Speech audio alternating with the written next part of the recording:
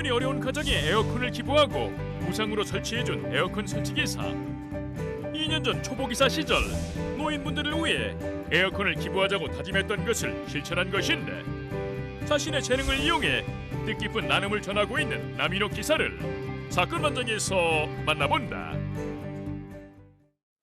네, 함께 사는 세상으로 갑니다. 오늘의 주인공은요, 형편이 어려운 가정에 에어컨을 기부한 설치기사의 얘기입니다. 설치기사 누굽니까? 네, 나민호 에어컨 설치 기사님입니다. 기술자라고 볼 수 있겠죠. 그런데 이분이 최근에 경기도 시흥에 있는 한 가정에 이 에어컨을 기부하고 그냥 준 것도 대단한 일인데 저 지금 보시면 직접 네. 메고 들어가서 저걸 설치해 주시는 거예요. 아니 공짜로 에어컨을 주고 설치한 사연은 무엇일까?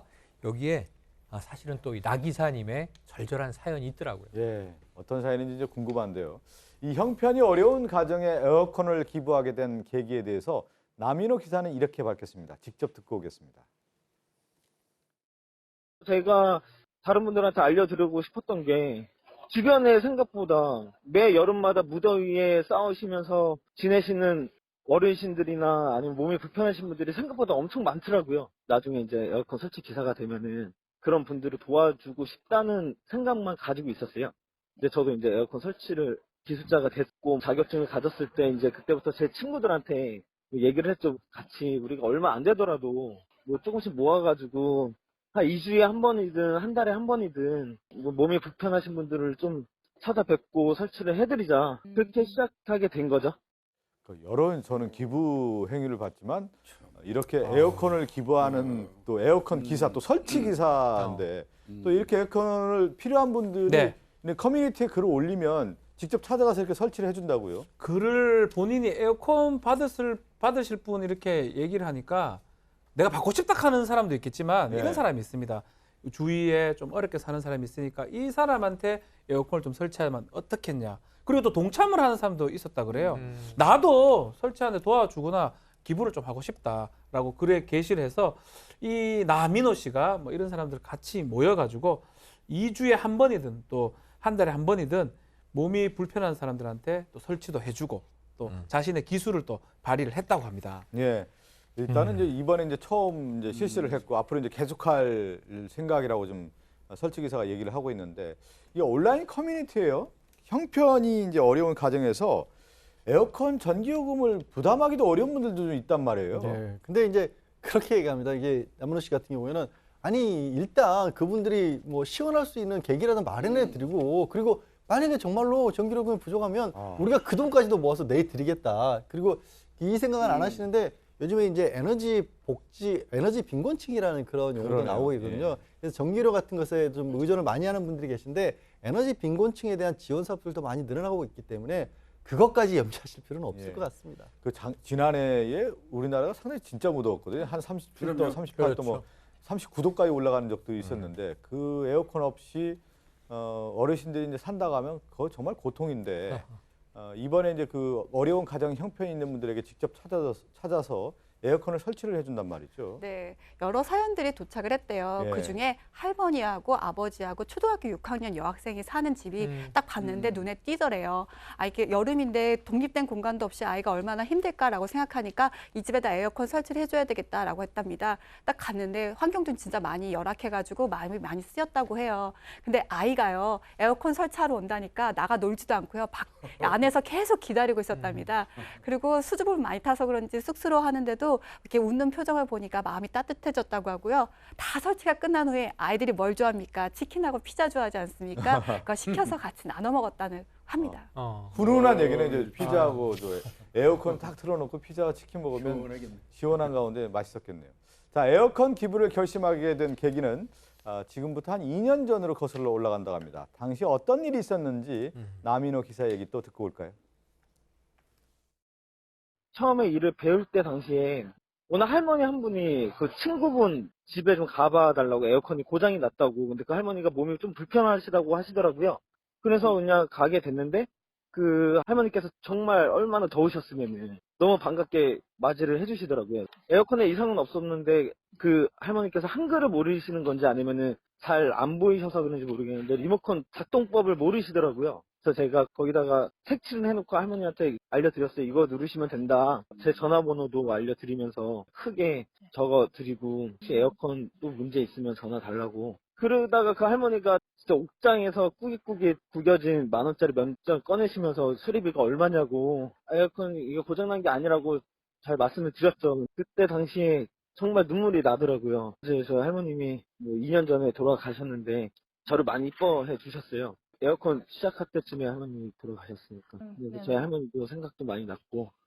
남인호 기사 얘기 들어보니까 정말 착한 분이에요. 그러네요. 그 할머니 얘기 하나하나를 귀담아 듣고 또 그걸 실천에 옮겼던 네.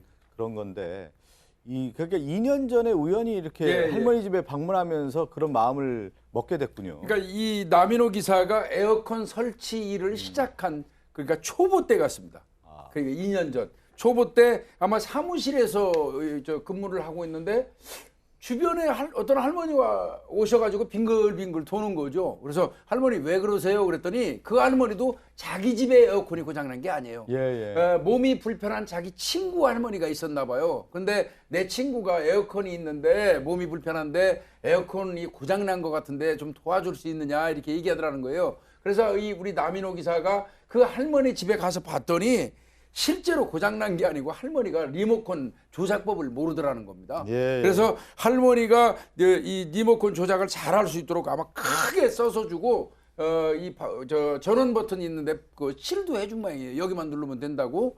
그리고 이제 나오는데 꾸깃꾸깃한 10,000원짜리를 꺼내놓으면서 수리비가 얼마냐고 물어보더라는 거죠. 그래서 이거 고장난 거 아닙니다 하고 얘기를 하고 나왔는데 그때 문득 돌아가신 할머니 생각이 많이 나더라는 거죠. 예. 그 이후로 이런 이 봉사를 결심했다고 합니다. 예.